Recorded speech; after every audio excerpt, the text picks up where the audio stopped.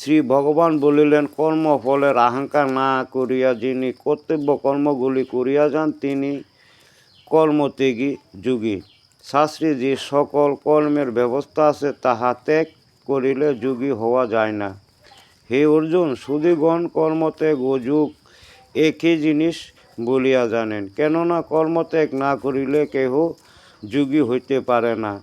যে মুনি যোগগুরু হইতে চলিয়াছেন তাহার কর্ম করা উচিত, আবার যিনি যোগগুরু হইয়াছেন তাহার কর্মত্যাগ পরম সাধন।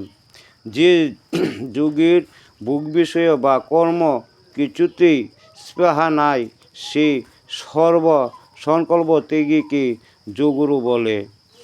নিজের বুদ্ধির দ্বারা নিজেকে উদ্ধার করিবে, আত্মাকে কখনো অধঃপতন করিও না।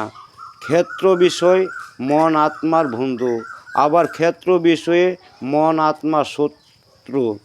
নিজেকে দিয়া যিনি নিজেকে বশীভূত করিয়াছেন তিনি আত্মার বন্ধু, আর যিনি অক্ষম তিনি নিজের আত্মার শত্রু ন্যায় প্রবৃত্তি হন। রাধে রাধে।